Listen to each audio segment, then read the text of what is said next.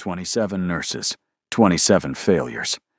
27 times Kang Junwoo had hired someone to keep his dying daughter alive through the night, and 27 times they'd treated her like a checklist instead of a child. So he did what any Mafia boss would do, installed cameras everywhere and watched. Every breath, every moment, every person who entered his 8-year-old's room. Then the new caretaker walked in. Foreign woman, tired eyes. She checked the IV, adjusted the oxygen, looked around the room like she was cataloging exits. And then she did something that made every man in his security room go silent. She looked directly at the camera, not past it, at it, waved, then bent down and whispered something that made his blood stop. "I know you're watching, Mr. Kang. You can come in if you want, or you can keep hiding in your surveillance room like a coward." His security chief's hand moved to his weapon. Junwoo stood, jaw clenched. No one called him a coward. He was in his daughter's room in 30 seconds. The woman looked up, completely unbothered. "Are you going to stand there looking scary, or are you going to help me keep your daughter alive?" Hey there. You know that feeling when you say something you can't take back and immediately think, did I just ruin my entire life? Nadia just experienced that. Except the person she called a coward can make people disappear. Do you think she crossed the line or told the truth he needed to hear? Drop your answer and subscribe because his response is wild. Let's go. Junwoo rewound the footage, watched her again. The way she moved around his daughter's bed wasn't clinical. It was protective, like she actually cared whether a dying 8-year-old girl made it through the night. He leaned forward, eyes narrowing as the woman checked the IV line, adjusted the oxygen tube, then sat in the chair beside the bed and opened a book. Not a medical journal. A children's story, in Arabic first, then broken, Korean, then English. His daughter, Min-ji, who hadn't smiled in 4 months, turned her head slightly toward the sound. Junwoo's jaw tightened. He'd installed the cameras 3 weeks ago after the last nurse had been caught scrolling through her phone while Min-ji's oxygen levels dropped. The agency promised him the best. They lied. They always lied. So he watched. Every night. Every shift change. Every moment his daughter spent alone because he was too dangerous to be a full-time father. The Mafia didn't take holidays. Neither did his enemies. But this woman, Nadia Hassan, 24, South African, no family in Korea, work visa, clean record, overly qualified for a private caretaker position, which made him suspicious. People didn't take jobs below their skill level unless they were running from something. He made a note to dig deeper. Later that evening, he came home earlier than usual. His penthouse was silent except for the hum of medical equipment. The staff knew better than to linger. He moved through the marble halls, past the bulletproof windows overlooking Seoul's skyline, and stopped outside Min-ji's door. He heard her. Nadia's voice, low and warm, reading something about a lion and a mouse. Min-ji's laughter, small and fragile, floated through the crack in the door. Junwoo's hand froze on the handle. His daughter hadn't laughed since her mother died. He pushed the door open slowly. Nadia looked up, startled. The book clutched against her chest. She stood immediately, smoothing her uniform, eyes darting between him and Min-ji, like she'd been caught doing something wrong. "Mr. Kang," she said quietly, her accent wrapped around his name in a way that made it sound unfamiliar. I didn't hear you come in." He didn't respond, just looked at his daughter, who was sitting up slightly, pillows propped behind her. Her face was still pale, still thin, but her eyes were brighter. "Papa," Min-ji whispered. "Nadia was teaching me about South African stories. Did you know they have a god with a dog's head?" Junwoo's gaze slid back to Nadia. She was petite, maybe 5'3", with dark skin that caught the lamplight, and eyes that held something he couldn't read. Fear, maybe, but not of him, of something else. "You're not supposed to stimulate her this late," he said, voice flat. "She needs rest." Nadia's chin lifted slightly. She needs more than rest, Mr. Kang. She needs reasons to want to get better. The room went silent. No one spoke to him like that. Not his men, not his advisors, definitely not the staff. Minji's small voice broke the tension. Papa, please don't fire her. She's the only one who doesn't make me feel like I'm dying. Junwoo's chest constricted. He looked at his daughter, then back at Nadia, whose jaw was set, but whose hands were trembling slightly at her sides. Finish the story, he said finally. Then she sleeps. He turned and walked out before either of them could respond. In his office, he poured whiskey he wouldn't drink and pulled up Nadia's file again. 3 years working in Cairo hospitals, pediatric care specialist, letters of recommendation from department heads. Then nothing. A 6-month gap before she applied for a visa to South Korea. He picked up his phone and texted his head of security. Find out what happened in Cairo. I want everything. The response came 2 minutes later. Already on it, boss. Should have answers by morning. Junwoo set the phone down and walked to the window. Seoul glittered below him, a city he controlled from the shadows. He'd built an empire on fear and precision. He didn't trust easily, didn't let people close, couldn't afford to. But his daughter was dying, and this stranger had made her laugh. That changed things. The next morning, Nadia arrived at 6 a.m. like always. She didn't know Junwoo was already awake, watching her through the surveillance feed as she let herself into Minji's room and checked the overnight logs. She moved, efficiently, professionally. But there was something else. A tenderness in the way she brushed Minji's hair back from her forehead. A quiet hum under her breath as she prepared the morning medications. His phone buzzed. Security. He opened the file. Nadia Hassan, former nurse at Cairo Children's Hospital, terminated after reporting a senior doctor for neglecting critical patients. The doctor was connected to a prominent family. Nadia was blacklisted, couldn't find work in South Africa, fled to Korea on a work visa sponsored by an international care agency. Junwoo read it twice. She'd sacrificed her career to protect children. He closed the file and stood, buttoning his suit jacket. He had a meeting in an hour with a supplier who'd been skimming profits. The man would lose 3 fingers as a reminder. But first, he wanted to see his daughter. When he entered Minji's room, Nadia was helping her sit up for breakfast. She glanced at him briefly, then focused back on Minji, who was struggling to hold the spoon. Let me help, Nadia said gently, guiding Minji's hand. I can do it, Minji insisted, stubborn despite her weakness. Nadia smiled. I know you can. But maybe today we do it together. Junwoo watched from the doorway. His daughter managed 3 bites before exhaustion took over. Nadia didn't push, just set the spoon down and adjusted the pillows. You did good, Nadia murmured. Tomorrow we'll try for 4. Minji nodded, eyes already closing. Nadia stood, wiping her hands on her uniform, and finally noticed Junwoo still standing there. She's getting weaker, he said. Nadia met his gaze. She's getting tired of fighting alone. She's not alone. She has doctors, nurses, me. You're not here. The words hit like a blade between the ribs. Junwoo stepped further into the room, and Nadia instinctively stepped back. He noticed the way her breathing quickened, the way her fingers curled into her palms. I provide everything she needs. He said quietly, dangerously. Except yourself, Nadia replied. And there it was again. That defiance wrapped in something that looked like genuine concern. Junwoo studied her. She was afraid of him. He could see it in the tension of her shoulders. But she wasn't backing down. Why did you leave South Africa? He asked suddenly. Nadia blinked. That's not relevant to... I know what happened. I know why you can't go back. Her face went carefully blank. Then you know I don't have anywhere else to go.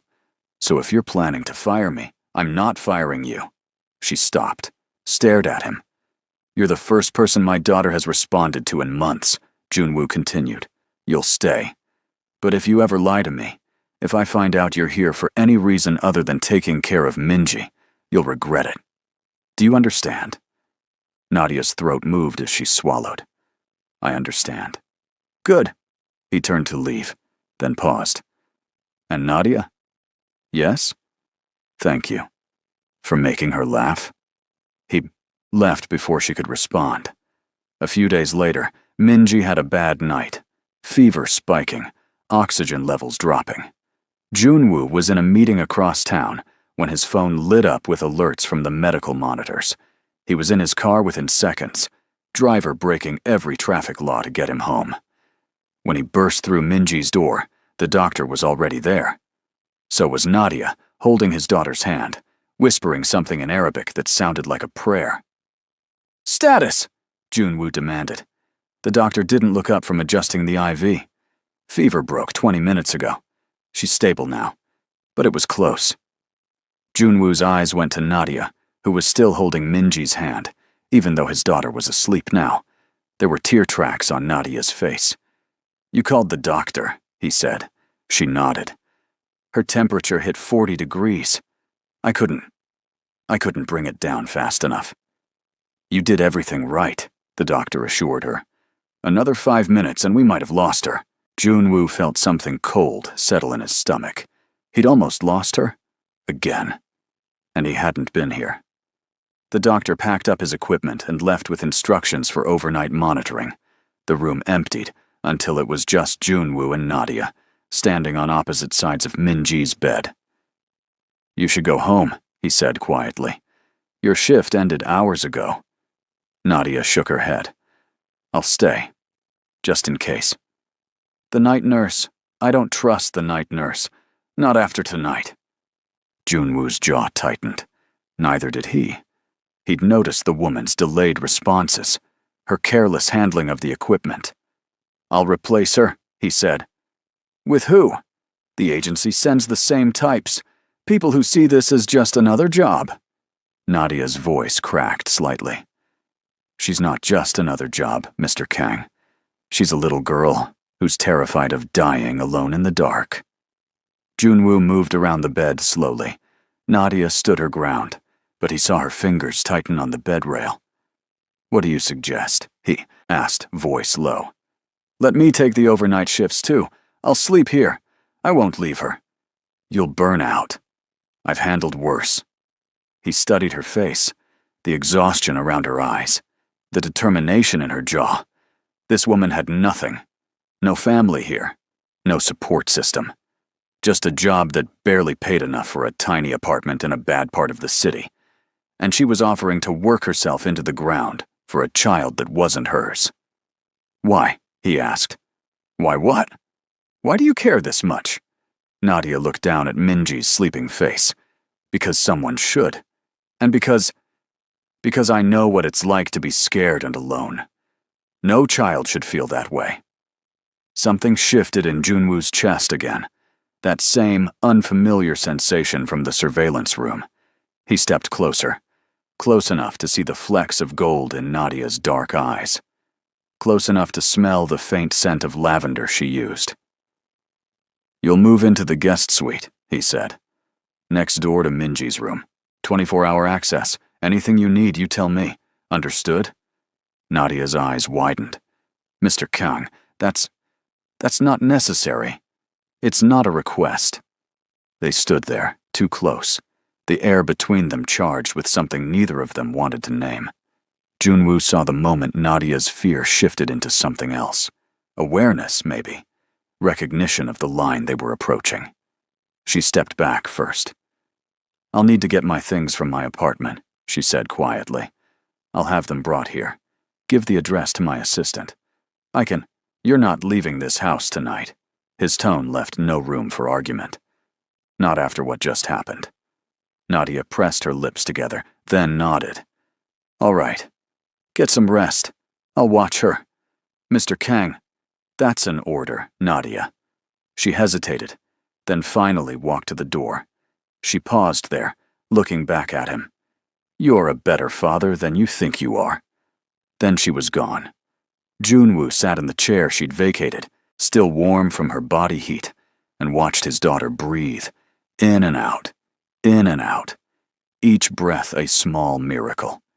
He thought about Nadia's words, about being there, about Minji fighting alone. He pulled out his phone and made 3 calls. First, to his second-in-command. Redistribute my schedule. Nothing that requires me to leave Seoul for more than 4 hours. Second, to his head of security. I want cameras in every room Nadia Hassan enters, except bedrooms and bathrooms. I need to know if anyone approaches her. Third, to his lawyer. Look into South African immigration law. I want to know what it would take to secure permanent residency for a specific individual. The lawyer didn't ask questions. No one in Junwoo's circle asked questions. By the end of the week, Nadia had settled into the guest suite. It was larger than her entire apartment had been, with a private bathroom and a balcony overlooking the gardens. She spent maybe 3 hours a day in it. The rest of her time was with Minji. Junwoo found himself coming home earlier, canceling evening meetings, making excuses to check on his daughter that really meant checking on Nadia too. He watched her through the surveillance feeds when he couldn't be there, watched her read to Minji, watched her sing in Arabic while braiding his daughter's thinning hair, watched her cry in the hallway after particularly hard days, thinking no one could see. He saw everything, and he wanted her in a way that terrified him. It started small, noticing the way she moved, the curve of her neck when she bent over Minji, the sound of her laugh when his daughter said something unexpectedly funny. Then it grew, became an obsession he couldn't control. He found himself thinking about her during meetings, wondering what she was doing, if she was safe, if she was happy. He increased her salary without telling her, had her apartment lease terminated, and her belongings moved into storage, assigned one of his men to tail her whenever she left the house, which was rarely. He told himself it was about Minji, about protecting the one person who could help his daughter heal. He knew he was lying. One afternoon, Nadia asked permission to take Minji outside. The doctor had approved short trips, fresh air, gentle stimulation. Junwoo arranged for the private garden to be secured.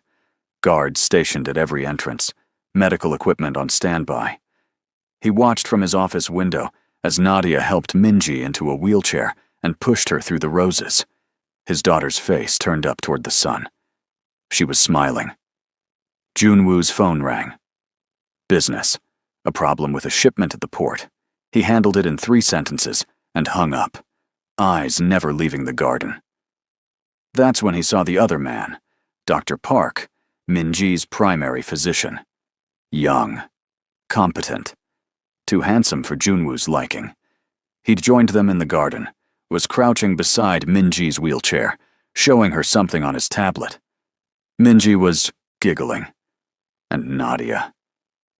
Nadia was smiling at him, that same genuine smile she gave his daughter. Dr. Park said something.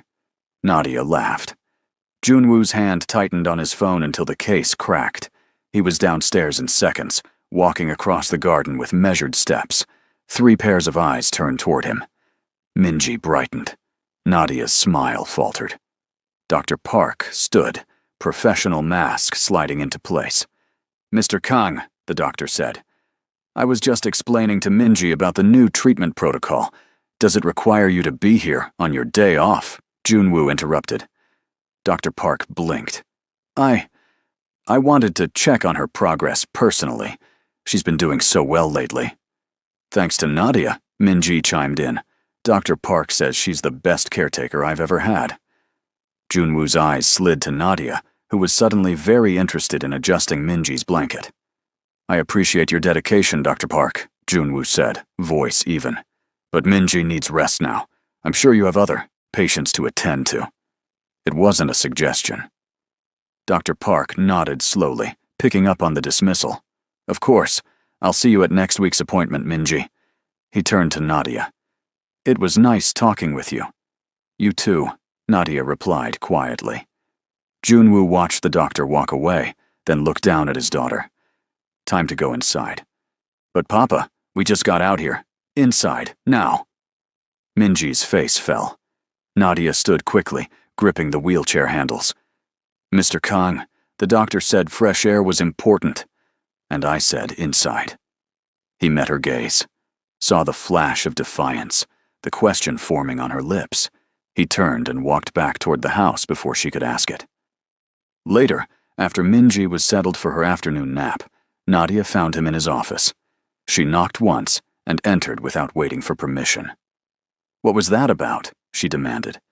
Junwoo looked up from his laptop. I don't know what you mean. Dr. Park, you practically threw him out. He was here, outside his scheduled time. It's a security risk. He's her doctor. He's a man who has no reason to be at my home outside of medical necessity. Nadia's eyes narrowed. Are you serious right now? Junwoo stood, rounding the desk slowly.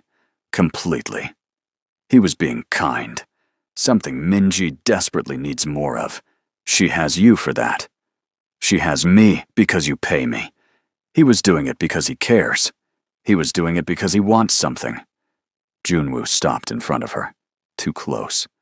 Men like him don't make house calls unless they're interested in more than their patients. Nadia's breath caught. You think he was there because of me? I know he was. A flush crept up Nadia's neck. That's ridiculous. And even if it were true, it's none of your business. Everything that happens under my roof is my business. I'm not your property, Mr. Kang. No, he agreed, voice dropping. But you live in my home. You care for my daughter. That makes you mine to protect. The word hung between them.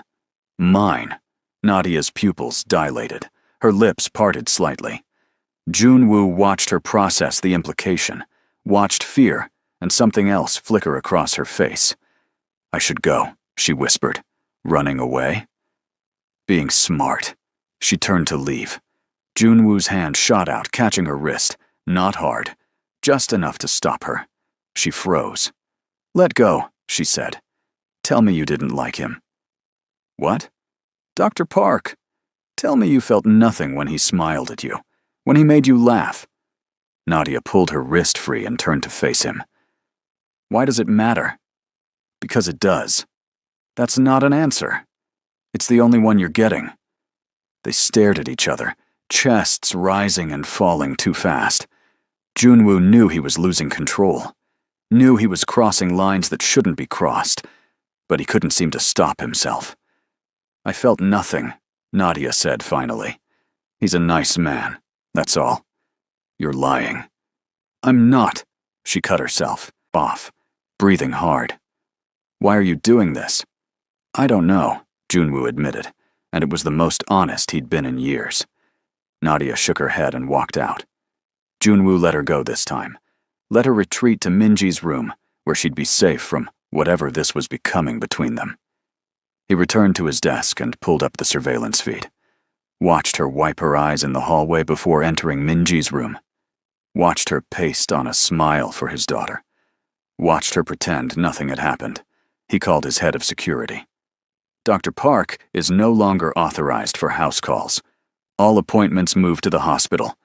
And I want a full background check. Every relationship, every debt, everything. Consider it done, boss. Junwoo ended the call and stared at the screen. At Nadia, reading to Minji like her world wasn't fracturing around her. He'd built an empire on control, on knowing exactly what he wanted and taking it without hesitation. But this woman was chaos wrapped in caretaker's scrubs, and he was falling into her orbit with no plan, no exit strategy, just want. Raw, consuming, impossible want. And that terrified him more than any enemy ever had. The following week, Minji had her best stretch of days since the diagnosis. Her appetite improved. Her color returned slightly. She stayed awake for longer periods, asking questions about everything. South Africa. Africa. The world beyond Seoul's towering buildings. Nadia answered each question with patience, weaving stories that made Minji's eyes light up. Stories about the Nile, about markets filled with spices and silk, about a grandmother who taught her to heal with herbs and prayer. Junwoo listened from doorways, from his office where the surveillance feeds played, from the hallway where he stood at night, unable to sleep, watching Nadia keep vigil over his daughter. He was obsessed.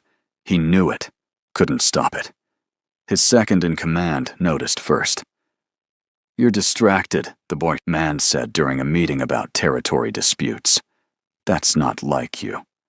"I'm fine," Junwoo replied, signing off on a weapons shipment without reading the details. "You just approved double the usual order." Junwoo looked down at the paper. His second was right.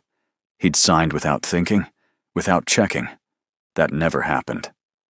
"Fix it," he said. "Boss, is everything okay at home?" Junwoo's eyes lifted slowly. "Why would you ask that?" "Because you've never made a mistake like this. Not in 12 years. The man hesitated. "If there's something going on, there's nothing going on. Focus on your job." The meeting ended shortly after. Junwoo went home and found Nadia teaching Minji simple Arabic phrases. "Hello, thank you."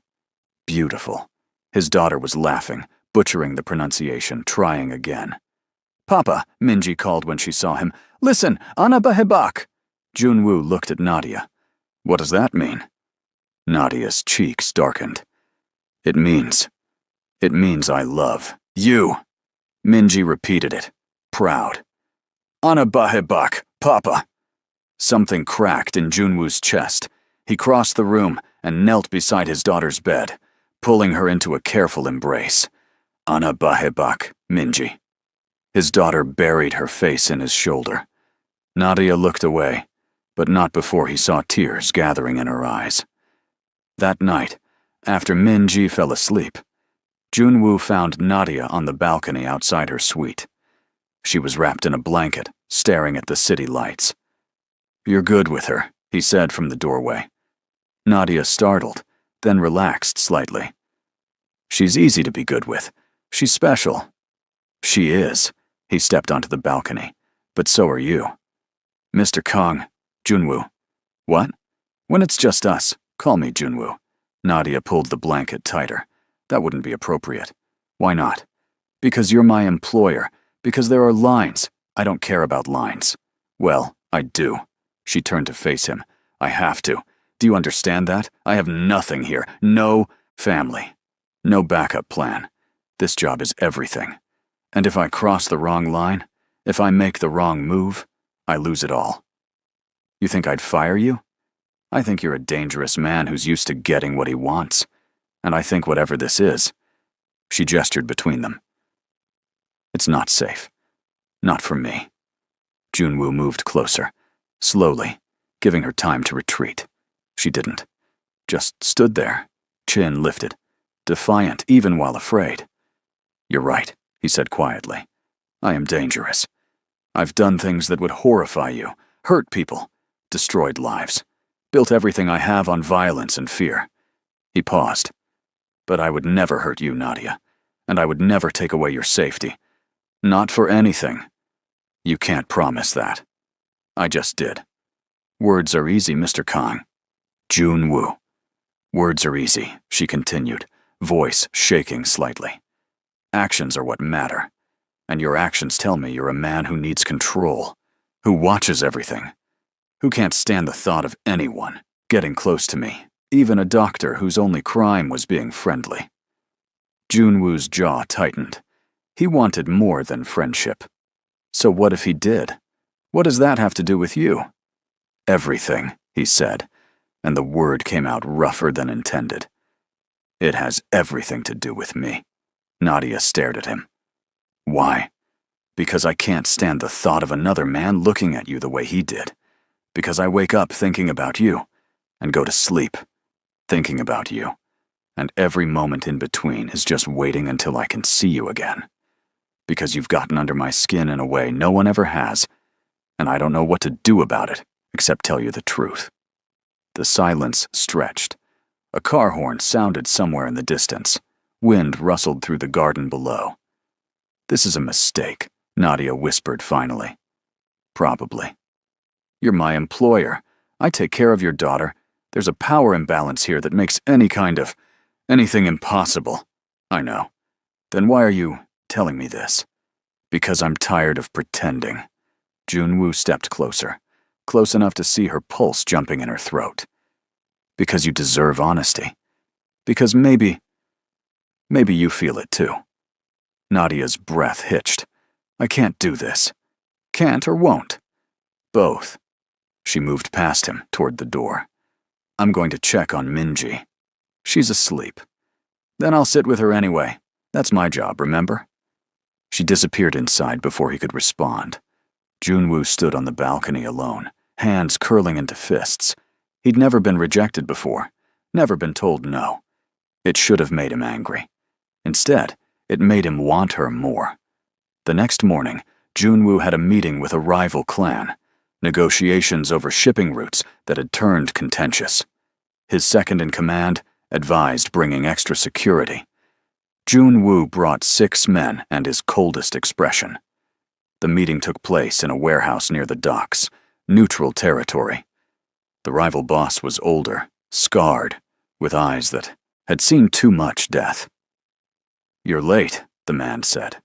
I'm exactly on time, Junwoo replied, sitting across from him. Let's talk business. They went back and forth for an hour. Numbers, percentages, territories. It was almost settled when the rival boss leaned back and smiled. I heard you have a new woman in your house, he said casually. African, right? Pretty thing from what my sources tell me. Every man in the room went still. Junwoo's expression didn't change, but the temperature seemed to drop 10 degrees. My household staff is none of your concern, he said evenly. Just making conversation. You know how it is. We hear things, see things. Your security is good, but not perfect. The man's smile widened. She goes to the market sometimes, buys vegetables, takes walks in the park near your building, always alone. Junwoo's hand moved to his phone under the table, texted his head of security one word. Now. Are you threatening me? He asked, voice soft and deadly. Not at all. Just letting you know that I know. That my people know. That if negotiations between us ever went poorly, well, there are many ways to hurt a man. Junwoo stood. His men stood with him. We're done here. We haven't finished. Yes, we have. Junwoo leaned forward, palms flat on the table. If anyone in your organization comes within 100 meters of anyone in my household, I will burn your entire operation to the ground. Your warehouses, your clubs, your homes, everyone you've ever cared about. Do you understand me? The rival boss's smile faded. You're overreacting. Do you understand me? The man nodded slowly. Junwoo left without another word. He was in his car immediately, phone to his ear. Where is she? At the house, boss, his head of security replied. She hasn't left all morning. Double the guards. No one in or out without my direct approval. And I want surveillance on every member of the Park clan. Every single one. Consider it done. Junwoo arrived home 20 minutes later, went straight to Minji's room. Nadia looked up from where she was helping his daughter with physical therapy exercises, concern flashing across her face. Mr. Kang, is everything... Can I speak with you? Privately? Nadia glanced at Minji, who nodded. Go, Nadia. I'm okay. They stepped into the hallway.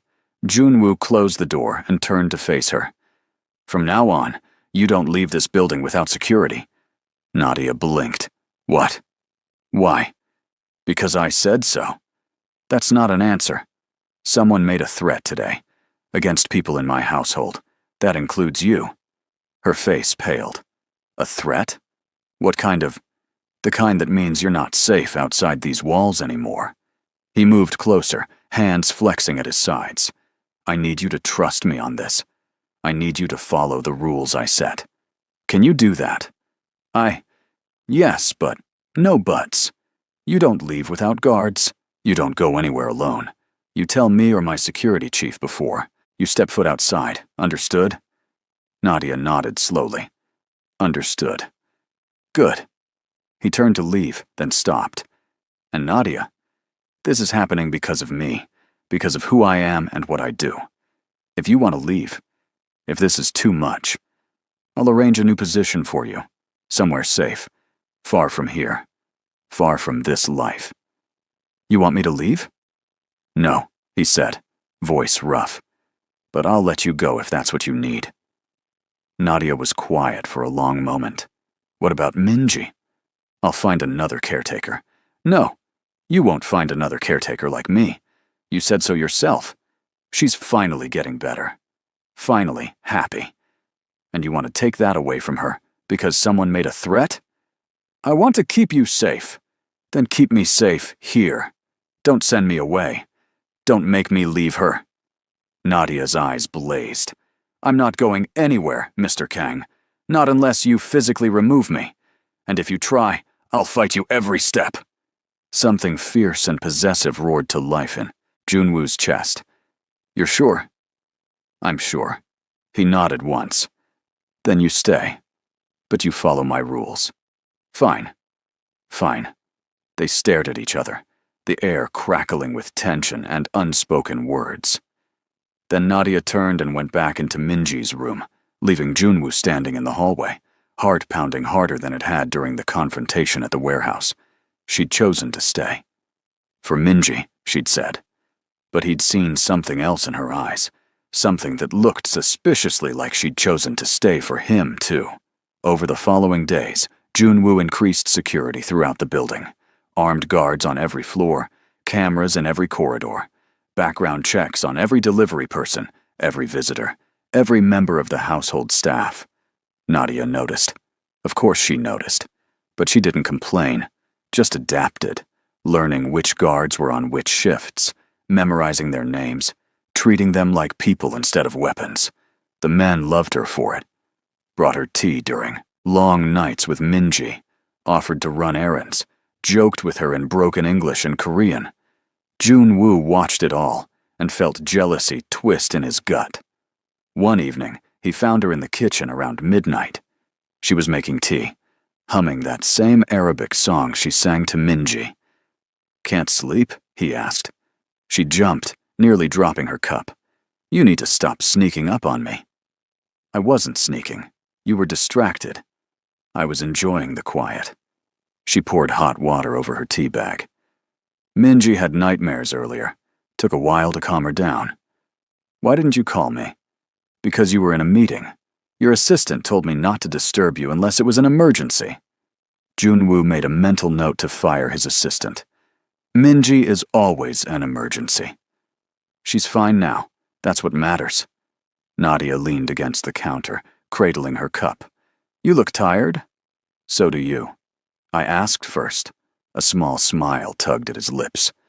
Business complications. The threat from the other day? Handled. Meaning? Meaning it's handled. Don't worry about it. Nadia studied him over the rim of her cup. Do you ever tell anyone the full truth? Or is everything always need to know? The less you know, the safer you are. Or the more you control what I know, the more you control me. Junwoo crossed the kitchen slowly. Nadia held her ground, but her knuckles whitened on the cup. I don't want to control you, Nadia, he said quietly. I want to protect you. There's a difference. Is there? Because from where I'm standing, they look remarkably similar. Then maybe you're standing too close to see clearly. Or maybe you're too close to admit what you're actually doing. They were inches apart now. Close enough that Junwoo could see the flecks of amber in her dark eyes. Close enough to count her eyelashes. Close enough to... Nadia stepped back. I should go check on Minji again. She's fine. I checked the monitors before I came down. You're always watching, aren't you? Yes. Doesn't that get exhausting? Not when it comes to the people I care about. Nadia's breath caught. Mr. Kang, how many times do I have to tell you to call me Junwoo? As many times as it takes for me to feel safe doing it. You're not safe with me. I don't know what I am with you. That's the problem. She left before he could respond, left him standing in the kitchen with her words echoing in his head and the faint scent of lavender hanging in the air. He pulled out his phone and checked the security reports. Everything quiet. No unusual activity. No threats on the radar. But something felt wrong. Off. Like the calm before a storm. He trusted his instincts. They'd kept him alive this long. So he doubled the night security again. Added motion sensors to the perimeter. Had his tech team install panic buttons in Minji's room and Nadia's suite. 2 nights later, his instincts proved correct. The alarm went off at 3 a.m. Perimeter breach on the east side of the building. Junwoo was out of bed instantly, weapon in hand, barking orders into his phone. "Lock down the building. Get to Minji's room, now!" He ran down the hallway, heart hammering, burst into his daughter's room to find 2 of his guards already there, weapons drawn. Nadia was holding Minji, who was crying, confused and terrified. "What's happening?" Nadia demanded. "Someone tried to get inside." Junwoo moved to the window, peering through the bulletproof glass. Floodlights illuminated the garden. He saw 3 figures retreating toward the wall. His men were in pursuit. "Papa?" Minji's small voice cut through his focus. He turned, crossed to his daughter, and knelt beside her bed. "It's okay, sweetheart. Everything's okay. I promise. I'm scared. I know. But you're safe. Nadia's here. I'm here. No one's going to hurt you." Minji nodded, but didn't stop crying. Nadia held her closer, whispering soothing words in Arabic. Junwoo's phone buzzed. He answered. "Report." 3 men. Armed. We caught 1. The other 2 escaped over the wall. Looks like they were trying to reach the east side service entrance. Interrogate the 1 we caught. Find out who sent them. Already on it, boss. Junwoo ended the call and looked at Nadia. Her face was pale, but her hands were steady on Minji. "Take her to my room," he said. "It's the most secure location in the building. Stay there until I come get you." "Where are you going?" "To deal with this." "Junwoo?" His name slipped out, probably without her realizing. "Be careful." Something warm spread through his chest despite the circumstances. "Always am." He left 4 guards with them and went downstairs to the security office. The captured intruder was already tied to a chair, bleeding from a head wound. Young, maybe 25. Scared, but trying to hide it. "Who sent you?" Junwoo asked, voice flat and cold. The man said nothing. Junwoo nodded to his head of security, who stepped forward and broke the man's finger with a practiced twist. The scream echoed off the walls. "I'll ask again. Who sent you?" "Park Clan," the man gasped. They paid us to scare you. Said to get close to the building. Make you think you're not safe." "Why target my home?" They said you have a weakness now. Said you're distracted. Said if they can't negotiate with you, they'll make you negotiate on their terms." Junwoo felt ice slide down his spine. "What else?" "That's all I know, I swear." Another finger broke, another scream. "What else?" "They know about the woman, the African woman. They said she's your weakness, that if they can get to her, they can get to you." Junwoo's vision tunneled. He pulled his gun and pressed it against the man's forehead. "How many others are coming?" "I don't know. Please, I don't know." "Guess. Maybe 10? 20? They were gathering people when we left. Please, I'm just hired muscle. I don't know anything else." Junwoo lowered the gun, stepped back. "Get him out of my sight. Lock him up until I decide what to do with him." His men dragged the intruder away. Junwoo turned to his security chief. "I want every approach to this building fortified. Lethal force authorized. No one gets close without clearance." "Yes, boss." "And bring me everything we have on the Park Clan. Leadership, financials, weaknesses, everything." "You're going to war?" "I'm ending this. Tonight." He made 6 calls in the next hour, called in favors, mobilized his entire network. By sunrise, he had 60 armed men surrounding Park Clan territory. By noon, he was sitting across from their boss again. This time, the man wasn't smiling. "You attacked my home," Junwoo said quietly. "You threatened my child, my people. That was a mistake. It was just a message. And here's my message." Junwoo slid a folder across the table. "That's everything I have on you. Your warehouses, your shipments, your offshore accounts, your mistress in Busan. Your son's gambling debts. He leaned forward. I can destroy all of it. Right now. With one phone call. Or we can make a deal. The man opened the folder. His face went gray. What kind of deal? You leave my territory alone. Forever. You stay out of my business. You never mention my household or anyone in it again. In exchange, I don't burn your entire world to ashes. That's not a deal. That's a surrender. Yes, Junwoo agreed. It is. The man stared at the folder for a long moment, then nodded. Fine, we have a deal. Smart choice. Junwoo stood and walked out. He was back home by evening, exhausted but satisfied. The threat was neutralized. Minji was safe. Nadia was safe. That's all that mattered. He found them in his bedroom, just where he'd left them. Minji was asleep in his bed, buried under blankets. Nadia was sitting in the chair beside her, also asleep, head tilted at an uncomfortable angle. Junwoo moved quietly across the room, crouched beside the chair, studied Nadia's face in the dim light, the exhaustion etched around her eyes, the worry lines on her forehead.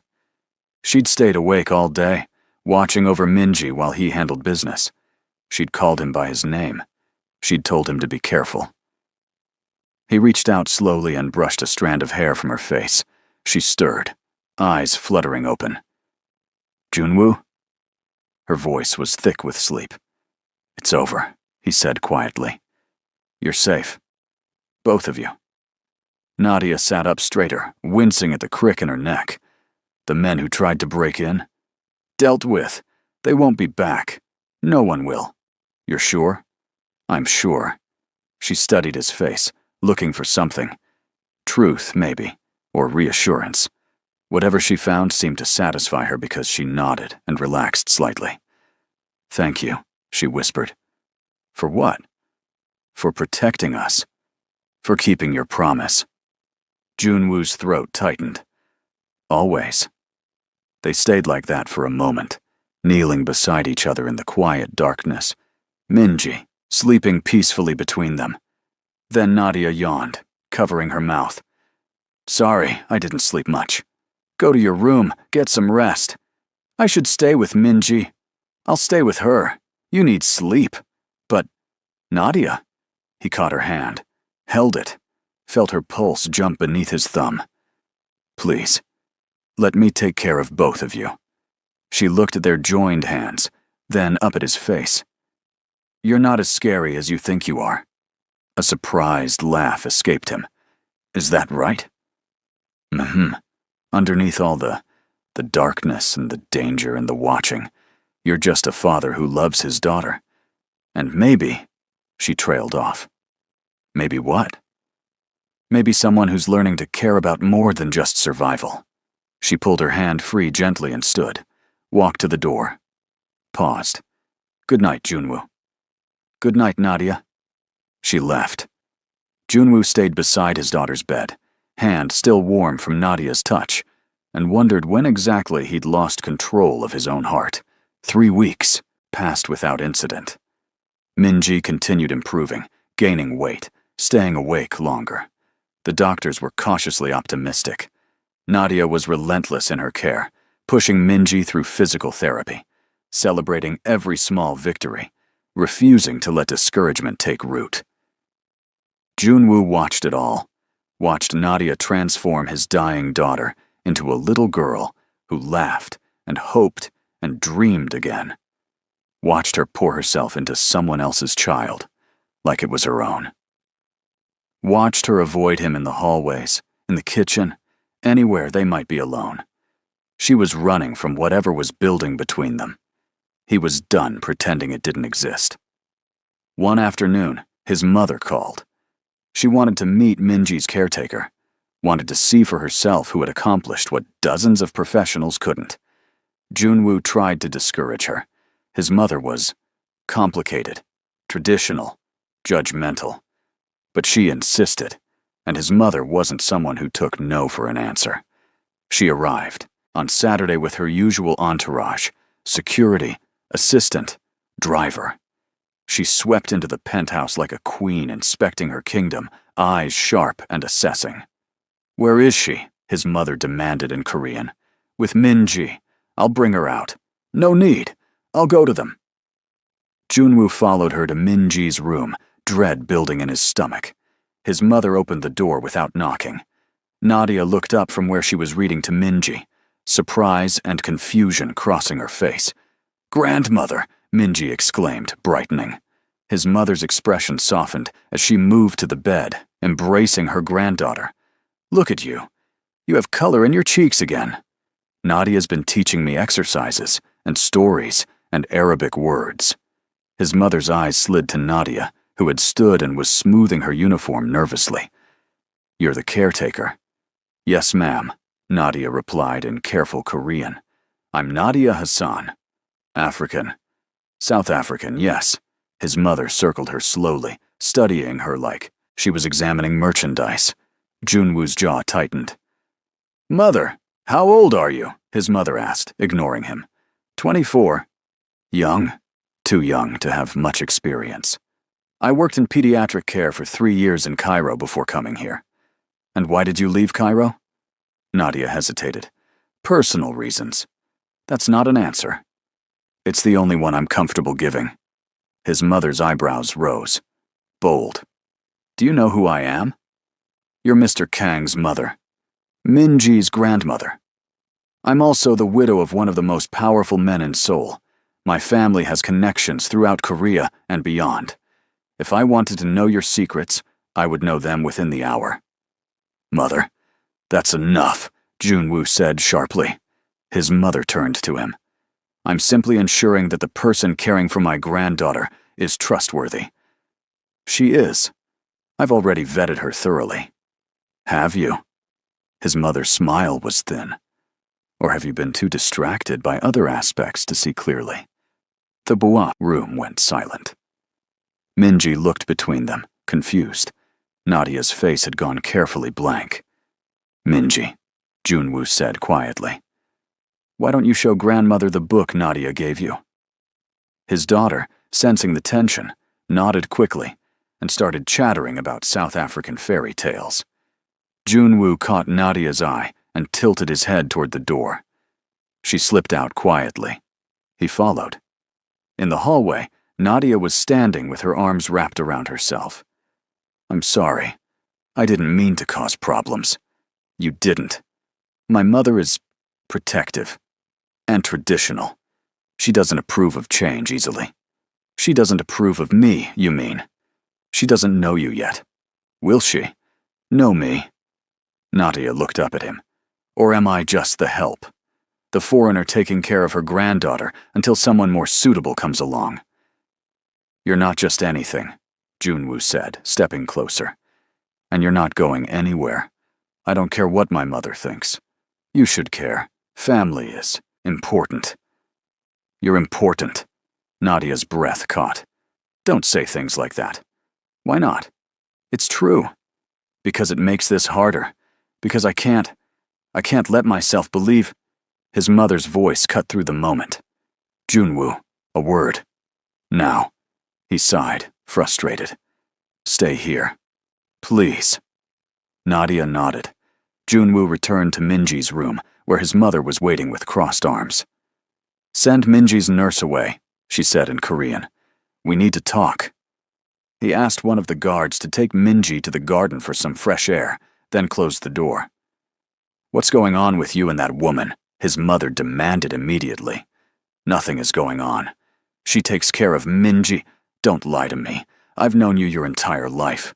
I see how you look at her, how you position yourself between her and everyone else, how you defend her without question." His mother moved closer. "You have feelings for her." Junwoo said nothing. "This is inappropriate. She works for you. She's a foreigner with no family, no connections, no standing. Your father would be ashamed." "My father is dead," Junwoo said coldly, and his opinions died with him. His mother's face paled. "How dare you? How dare I what? Live my own life? Make my own choices? Father built this empire, but I've maintained it, grown it. I've earned the right to make my own decisions. Not when those decisions could destroy everything we've worked for. What will people say when they find out the great Kang Junwoo is involved with his daughter's caretaker? When they learn she's African? Black? Do you understand what that will do to your reputation? I don't care about my reputation. Then care about Minji's. Care about what this will do to her. She's finally getting better, and you want to complicate her life with this inappropriate relationship? There is no relationship. Yet. But you want there to be. I can see it. His mother's voice softened slightly. Son, I understand. Loneliness. I understand what it's like to lose a spouse and raise a child alone.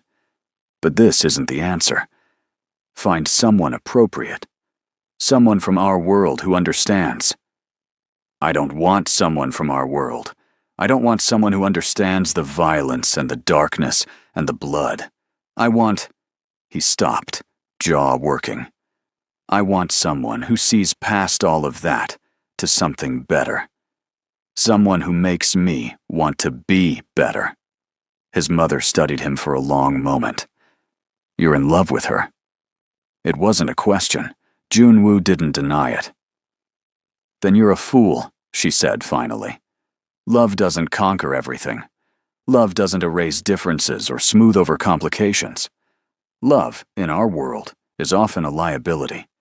Maybe I'm tired of our world. You don't get to be tired.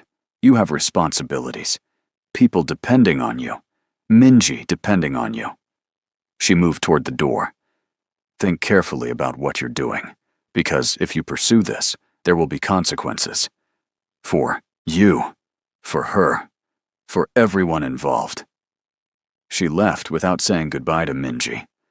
Junwoo stood alone in the room, his mother's words echoing. He knew she was right about one thing. There would be consequences. His world didn't mix with normal people. Didn't allow for soft things, like love and hope and future.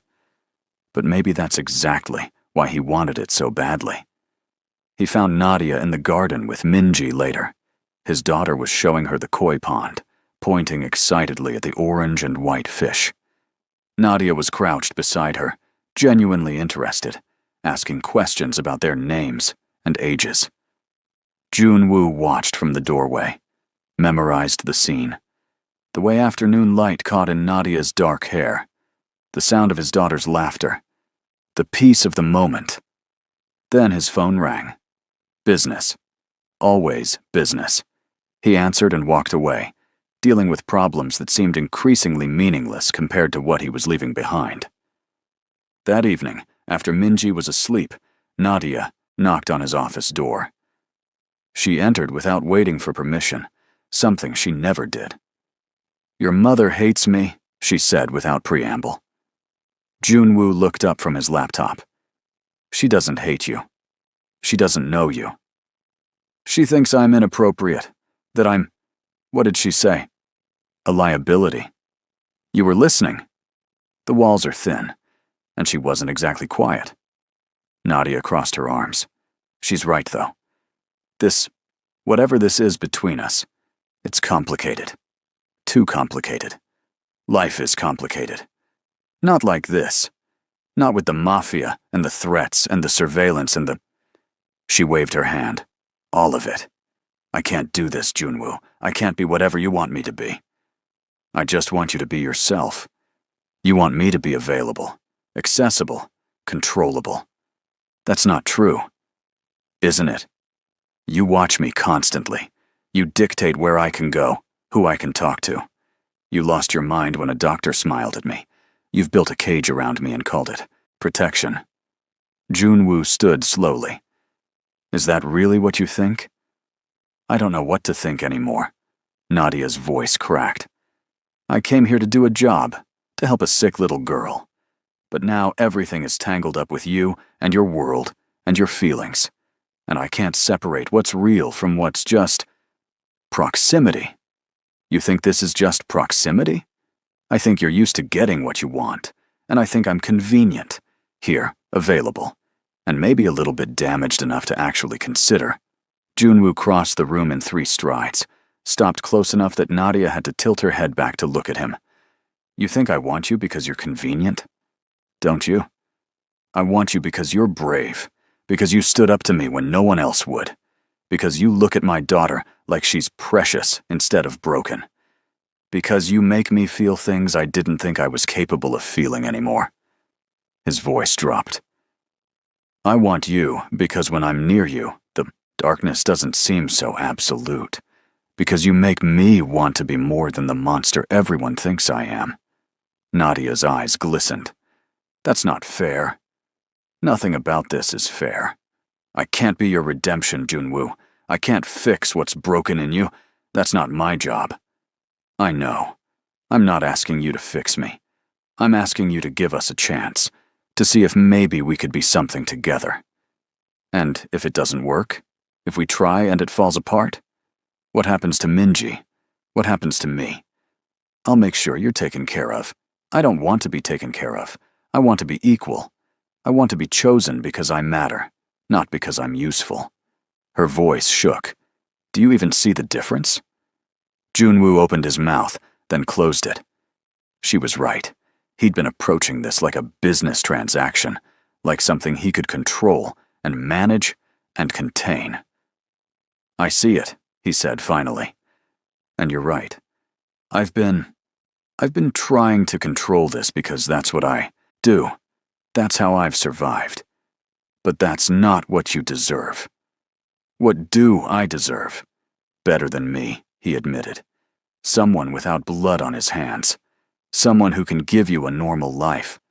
Someone who won't put you in danger just by being near you. Then why are you still standing here? Because I'm selfish.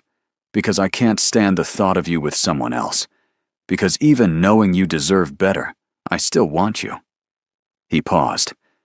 And because I think maybe you want me too, even though you shouldn't. Nadia stared at him. You're right. I shouldn't. Everything logical says I should run as far from you as possible. But I can't stop thinking about you either. I can't stop noticing when you're in a room. I can't stop caring when you're late coming home. I can't stop. She trailed off, shaking her head. This is a mistake. Probably. We're going to hurt each other. Possibly. Your mother will never accept me. I don't care. You should care. Family matters. You matter more. The words hung between them. Raw, honest, terrifying. Nadia closed her eyes. I need time to think, to figure out if I'm brave enough for this. Take all the time you need. What if I decide I can't do it? Something painful twisted in Junwoo's chest. Then I'll let you go. I'll find you a new position, somewhere safe, and I'll spend the rest of my life wondering what we could have been. Nadia opened her eyes, looked at him like she was memorizing his face. Then she turned and walked out. Junwoo stood alone in his office, hands clenched at his sides, and tried to remember how to breathe. The next few days were torture. Nadia remained professional, polite, distant. She cared for Minji with the same devotion, but avoided being alone with him, avoided eye contact, avoided everything that wasn't strictly necessary. His daughter noticed. Why is Nadia sad? Minji asked one night. She's not sad, sweetheart. She's just tired. No, Papa, she's sad. I can tell. Did you make her sad? The question hit harder than any accusation. Maybe. Probably. I'm not very good at making people happy. That's not true. You make me happy. Junwoo pulled his daughter into a careful hug. You're easy to love. So is Nadia. You should tell her. It's complicated. Grown-ups always say that. But it's not complicated. If you love someone, you tell them. If they love you back, you stay together. That's what happens in stories. Real life isn't a story, Minji. Maybe it could be, if you tried harder. Out of the mouths of children, Junwoo thought. His 8-year-old daughter understood love better than he did. That night, he made a decision. He called his lawyer. I want you to draw up papers. Official employment contract for Nadia Hassan. 5-year term. Guaranteed position regardless of personal circumstances. Full benefits. Housing stipend. And a clause that protects her from termination based on anyone's opinion except mine and hers. Boss, that's highly unusual. I don't care. Have it ready by tomorrow. What's this about? Making sure someone knows they matter, that they're not disposable, that they have security no matter what happens. The lawyer was quiet for a moment. All right, I'll have it ready. Junwoo hung up and stared at the security feed showing Nadia reading to Minji. She was wearing the soft pink sweater he'd delivered last week. Her hair was pulled back in a braid. She looked exhausted, but determined. She looked like everything he didn't deserve but desperately wanted anyway. The next morning, he presented Nadia with the contract. She read it slowly, eyes widening with each clause. "What is this?" she whispered. "Security.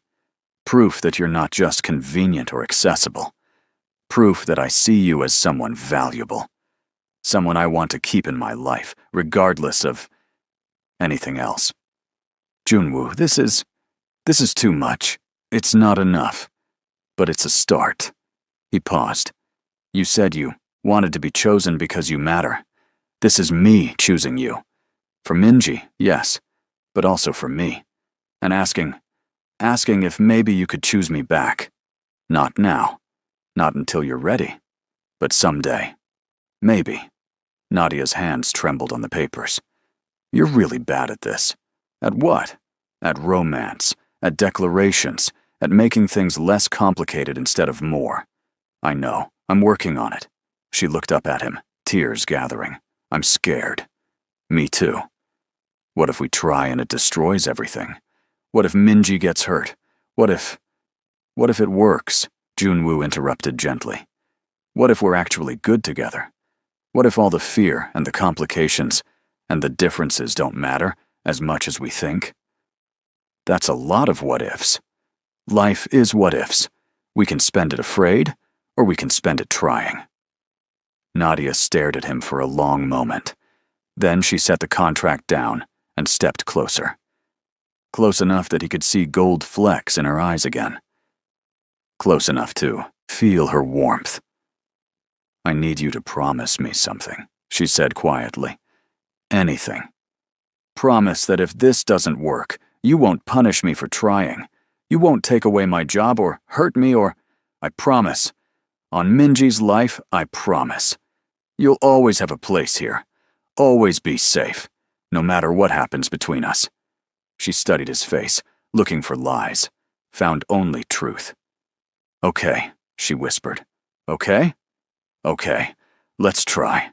Let's see if maybe we can be something." Relief flooded through him so intensely he almost staggered. "Yeah? Yeah. But slowly, carefully, and if it gets too much, if it starts hurting Minji or..." He caught her hand, brought it to his lips, pressed a kiss to her knuckles that was barely a touch, but burned like fire. Slowly, carefully. "I promise." Nadia's breath hitched, her fingers curled around his, and for the first time in weeks, she smiled. Small, tentative, but real. "You really are terrible at this," she said. "Then teach me. Show me how to do it. Right." "I don't know how either. I've never... This is new for me, too." "Then we'll figure it out together." They stood like that, hands clasped, in the middle of his office, while morning light streamed through the windows, and somewhere down the hall, Minji laughed at something on her tablet. It wasn't perfect, wasn't a fairy tale, but it was a beginning, and that was enough. The next few weeks were careful, deliberate. Junwoo and Nadia navigated around each other like people learning a new dance, testing boundaries, finding rhythm. He came home earlier. She lingered after Minji fell asleep.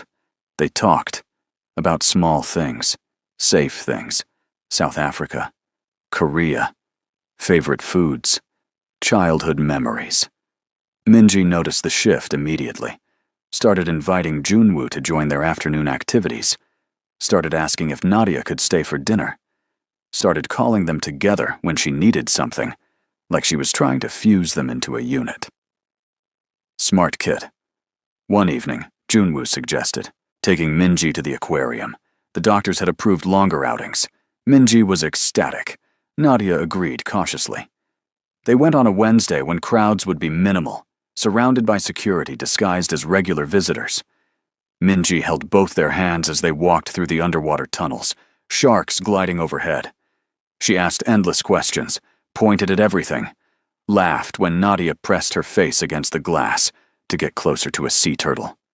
Junwoo watched them together and felt that dangerous hope expanding in his chest again. On the way out, Minji insisted on the gift shop. She dragged Nadia toward the stuffed animals while Junwoo waited near the door. That's when he saw him. Dr. Park, the physician who'd visited his garden weeks ago. The man was with a woman, probably a girlfriend, but his eyes had found Nadia immediately. He was walking over before Junwoo could intervene. "Nadia, what a coincidence," Dr. Park said warmly. Nadia turned, surprise crossing her face. "Dr. Park. Hi. I haven't seen you at Minji's appointments lately.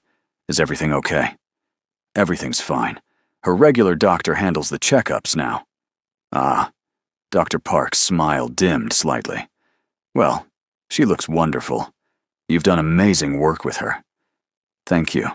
Junwoo moved closer, deliberately positioning himself beside Nadia. Dr. Park's eyes flicked to him, then back to Nadia. "I hope I didn't overstep last time I visited," Dr. Park said carefully. "I got the impression Mr. Kang wasn't pleased." "It was a security concern," Junwoo interjected smoothly. "Nothing personal. Of course." Dr. Park extended his hand. "No hard feelings, I hope." Junwoo shook it briefly. "None. Enjoy your afternoon." The dismissal was clear. Dr. Park nodded and rejoined his companion. Nadia looked up at Junwoo with raised eyebrows. That wasn't subtle. Wasn't trying to be. He was just being friendly. He was interested in you. There's a difference. And what if he was? What if someone else is interested?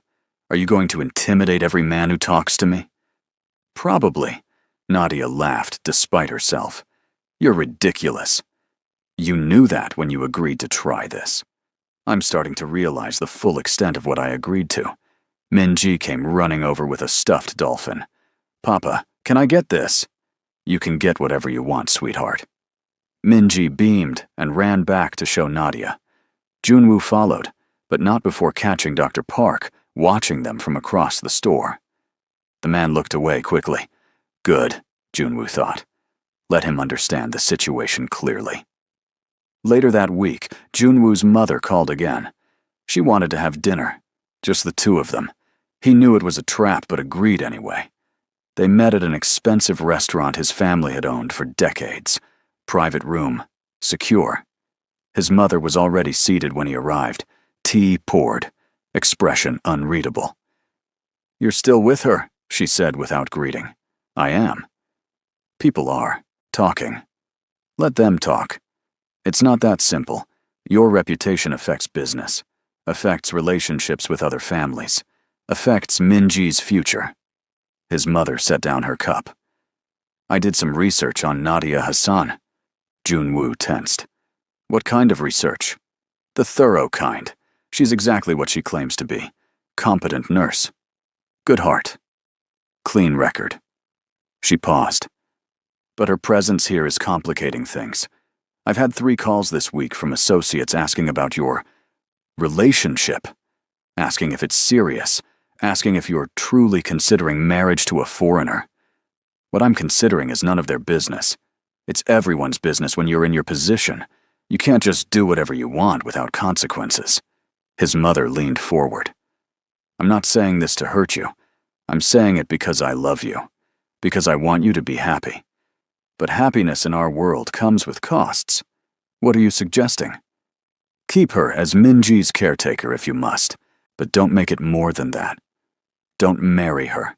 Don't legitimize this in a way that will cause problems for years to come. And if I love her?" His mother's expression softened. "Then love her quietly, privately. But don't make her your wife. Don't bring her into our world officially. It will destroy her, and it will hurt you in the process. Junwoo stood. Thank you for dinner, and for your advice. But I'll make my own decisions.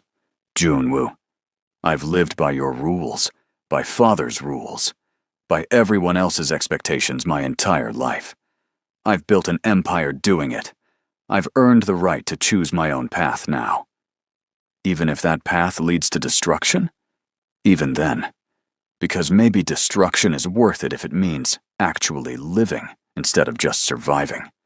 He left before she could respond, drove home with his mother's warnings echoing.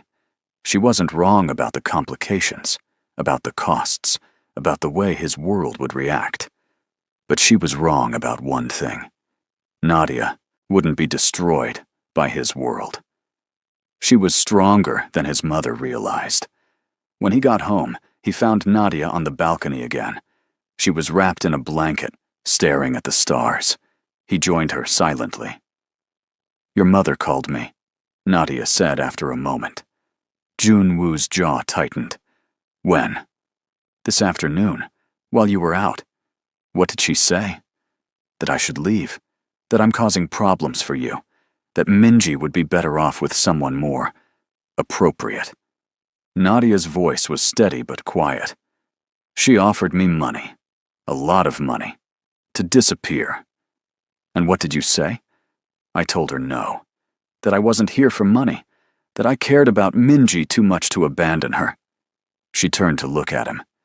I didn't tell her about us, about trying.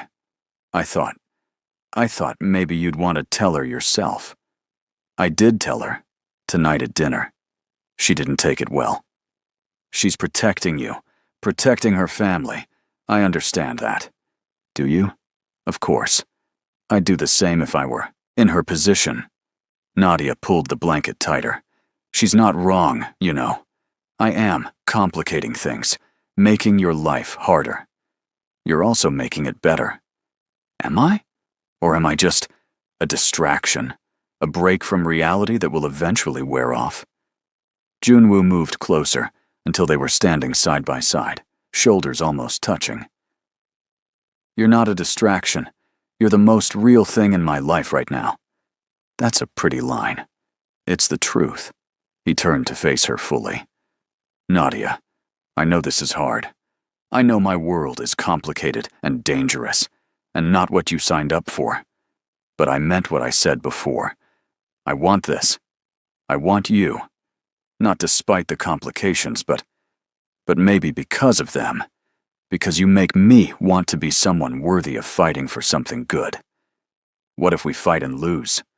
Then at least we fought. At least we tried. He reached out slowly, giving her time to pull away. She didn't. He cupped her face gently. I'm falling for you. Probably. Already fallen. And I know I'm doing this badly.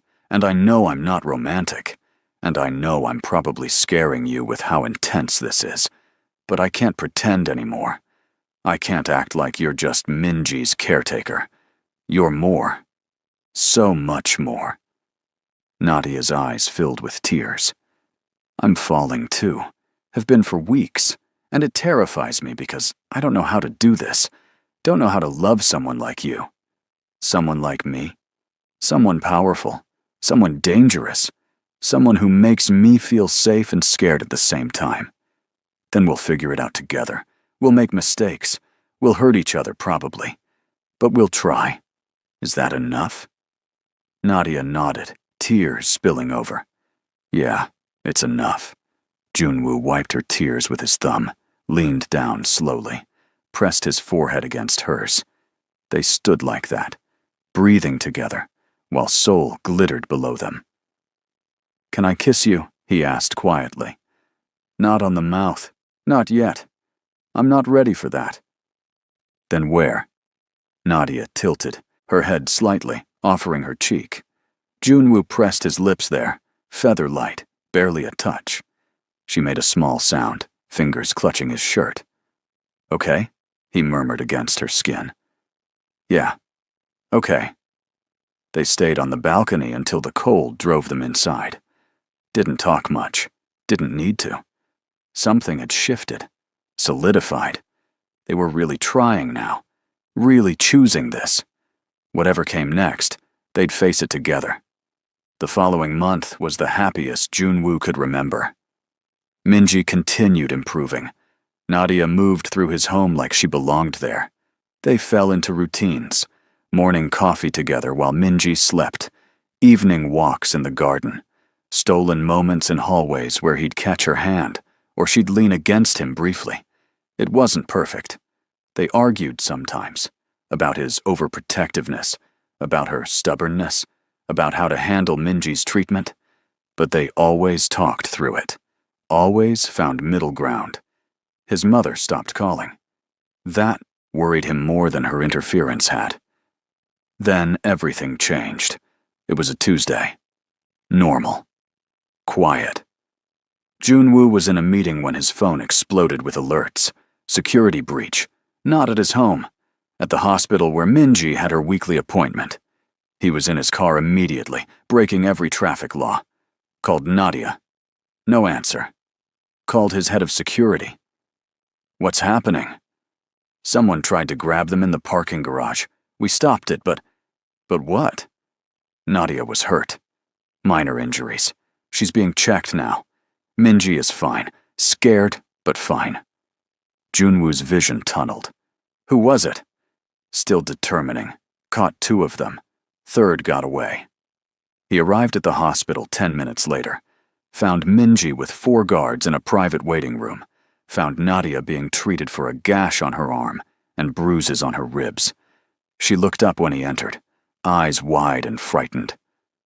Junwoo! He was beside her instantly, checking her injuries, looking for blood he couldn't see. What happened? 3 men. They tried to take Minji. I got in the way. Your guards stopped them, but her voice broke. They were going to take her. They had a van ready. They knew our schedule.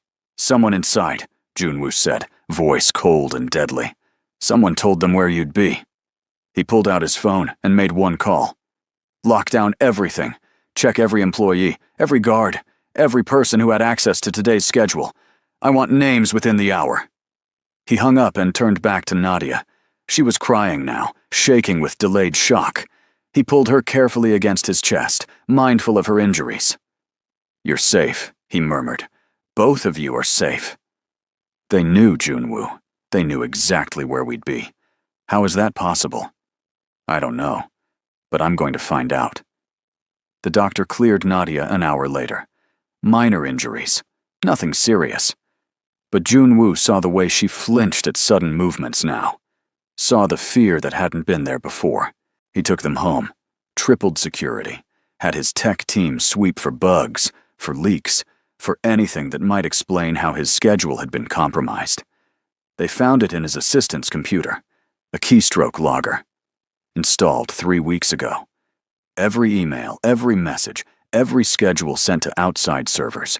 His assistant had been working for him for 5 years.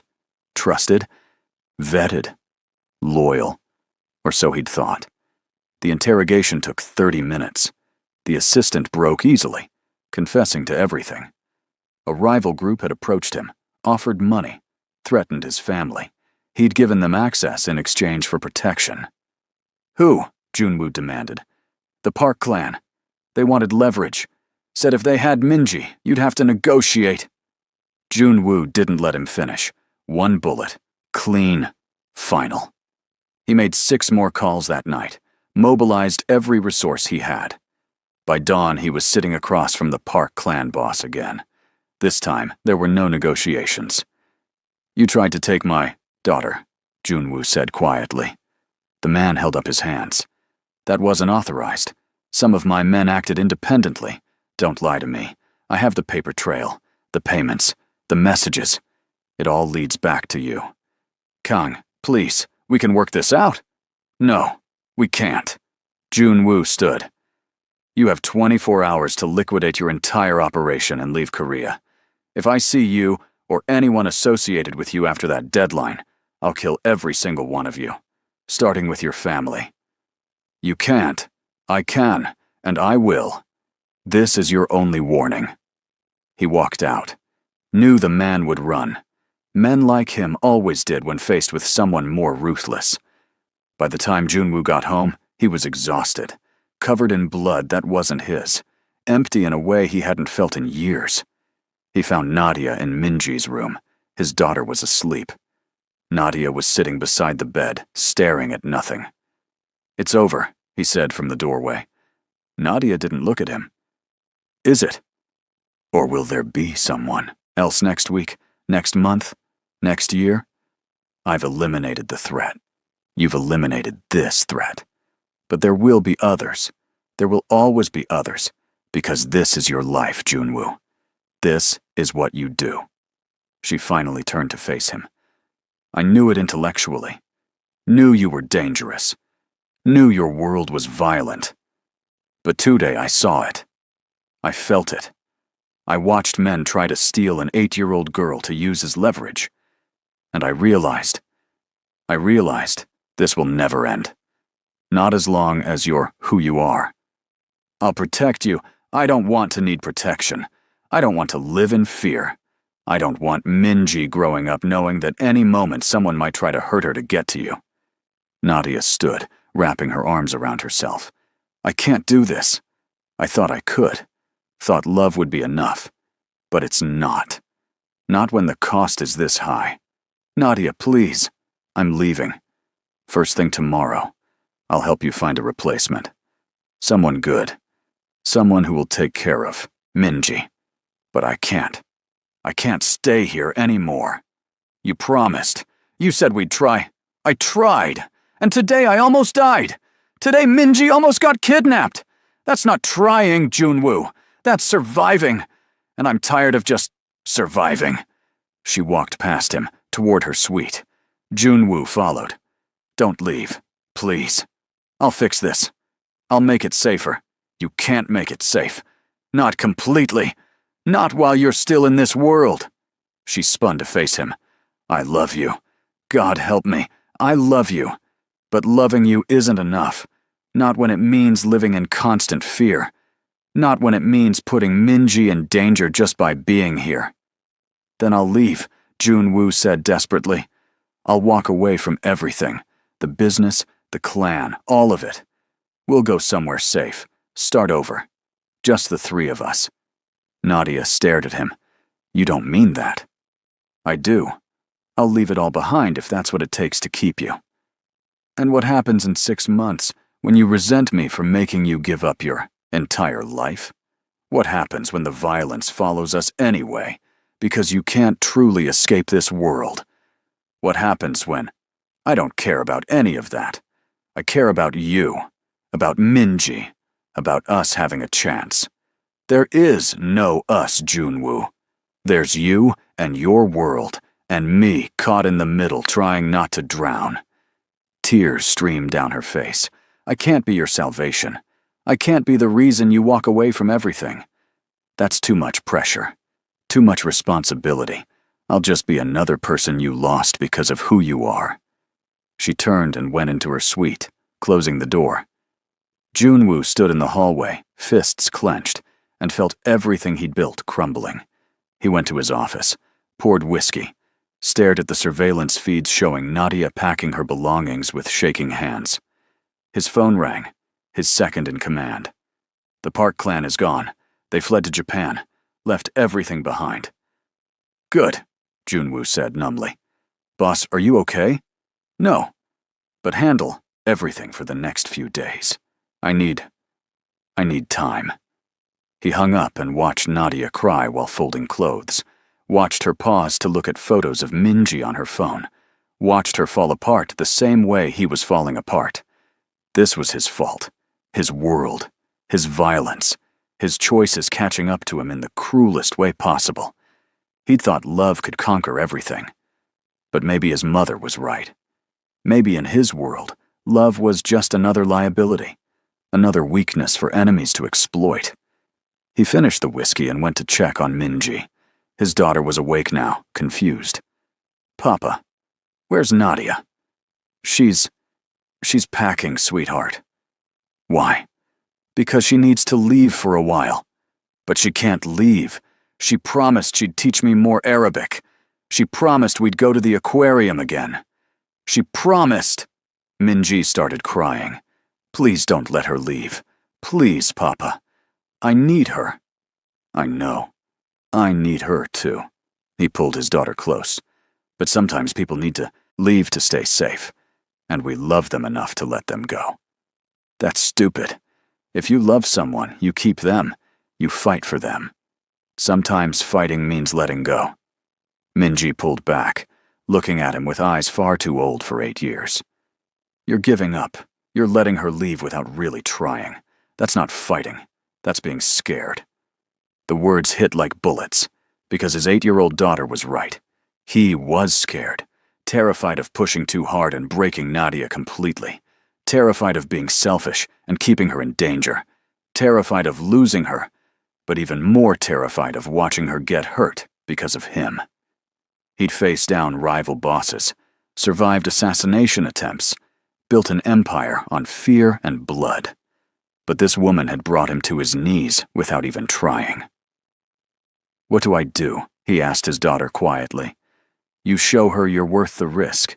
You show her that love is bigger than fear. You fight, Papa. Really fight. Not with guns or threats. With your heart. Junwoo looked at Minji, really looked at her. She was wise beyond her years, brave beyond measure. And she was right.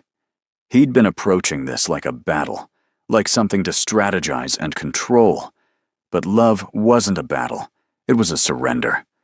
He kissed Minji's forehead. Thank you, sweetheart. You're smarter than me. I know, she said seriously. Now go get Nadia before she leaves. He left his daughter's room and went to Nadia's suite, knocked once, entered without waiting. She looked up from her suitcase, eyes red and swollen. I don't want to fight anymore, Junwoo. I'm too tired. I'm not here to fight. He moved into the room slowly. I'm here to surrender. What? You're right. About everything. My world is dangerous. It will always be dangerous. And I can't promise you complete safety. I can't promise that loving me won't come with costs.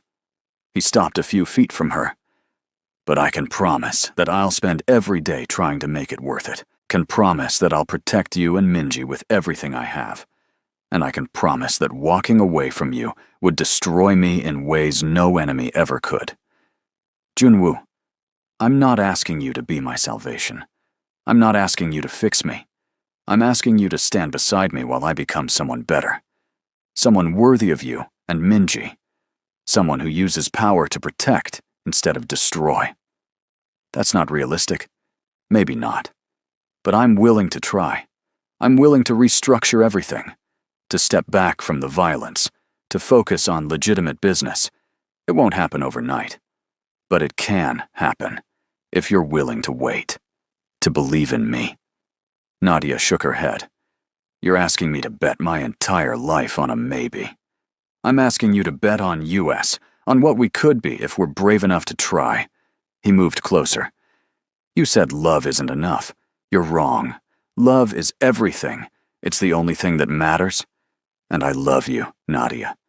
I love you so much it physically hurts. I love you enough to walk away if that's what's best for you. But I'm begging you not to make me. I'm begging you to stay, to fight with me, to build something beautiful out of all this darkness. Tears ran down Nadia's face. What if we fail? Then we fail together. But what if we don't? What if we actually make it? What if we build a life where Minji grows up safe and loved, where you're happy, where I'm someone you're proud to be with? I'm already proud of you. That's not the issue. Then what is? I'm scared, Junwoo. Terrified of losing you. Terrified of losing Minji. Terrified of loving you so much that when it all falls apart, I won't survive it. Then be scared with me. Be terrified together. But don't leave. Please, please don't leave. He was begging now. Kang Junwoo, who'd never begged for anything in his life, was on his knees in front of this woman, pleading. Nadia looked down at him, touched his face gently. You really mean this? Every word. You'd really change? Really try to be different? For you? For Minji? I'd do anything. She was quiet for a long moment. Then she knelt in front of him until they were eye to eye. If I stay, if we do this, I need you to promise me something. Anything. Promise me that if it gets too dangerous, if keeping me here puts Minji at risk, you'll let me go. You won't fight it. You won't try to keep me through obligation or guilt. I promise. And promise me you'll actually try, really try to change, to build something better. I promise, on everything I have, on everything I am, I promise. Nadia searched his face, looking for lies, found only desperate truth. Okay, she whispered. Okay? Okay. I'll stay. I'll try. I'll be terrified and probably make mistakes and definitely drive you crazy. But I'll stay. Relief crashed through him so intensely he couldn't breathe for a moment. He pulled her into his arms, careful of her injuries, and held her like she might disappear if he let go. Thank you, he murmured against her hair. Thank you. They stayed like that for a long time, on the floor of her suite, holding each other, crying together, choosing each other despite everything. Eventually, Minji appeared in the doorway. Does this mean Nadia's staying? They pulled apart, laughing through tears. Yeah, sweetheart, Nadia said. I'm staying. Minji launched herself at them both, creating a tangle of arms and tears and laughter. They ended up on the floor together, a makeshift family built from pain and hope and stubborn love. Later, after Minji was back in bed, Junwoo and Nadia sat on her balcony again. He'd cleaned up, changed clothes. She'd stopped packing. This isn't going to be easy, Nadia said quietly. I know. People will judge us. Your mother, your associates, probably the entire city. Let them. And Minji. We have to be careful. Make sure she's protected. Make sure this doesn't hurt her. Agreed. She's the priority. Always. Nadia leaned her head on his shoulder. I still can't believe I'm doing this. Having regrets already? No. Just amazed at myself for being this brave. Or this stupid. Haven't decided which yet. Junwoo smiled and kissed the top of her head. Brave. Definitely brave. They sat in comfortable silence, watching the city lights. Somewhere below, life continued. People moved through their ordinary days, unaware of the small miracle happening in this penthouse. Two broken people choosing to be whole together. One dangerous man learning to be gentle. One scared woman learning to be fearless. And one little girl finally getting the family she deserved. Over the next 6 months, Junwoo kept his promises. He restructured his organization, delegating the violent aspects to trusted lieutenants while focusing on legitimate business. It was messy, complicated. Some people left.